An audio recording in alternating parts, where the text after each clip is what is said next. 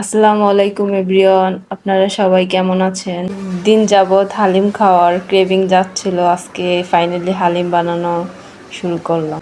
আজকে আপনাদের সবার সাথে হালিমের রেসিপি শেয়ার করব। হালিমের জন্য সর্বপ্রথম রাঁধুনি রেডিমিক্স দরকার।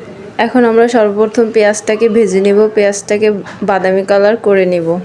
টা বাদামি হয়ে গেছে, এখন আমরা এখান থেকে অর্ধেকটা উঠিয়ে রাখব।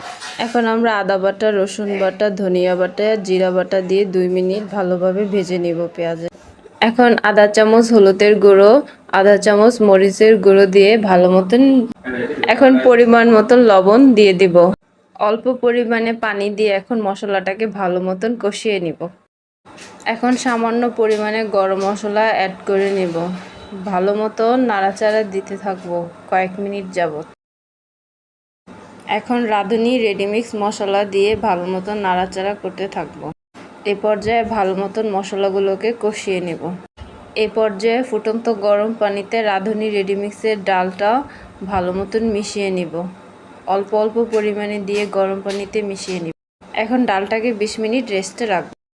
হাড় ছাড়া 1 কিলো মাংস নিয়ে নিয়েছি। এ পর্যায়ে মশলার ভিতরে মাংসগুলো দিয়ে দিয়েছি, ভালো মতন কষিয়ে নিব। পর্যায়ে আমাদের মাংস হয়ে গেছে, এখন আমরা আস্তে আস্তে ডালটাকে মাংসের ভিতর দিয়ে দেব।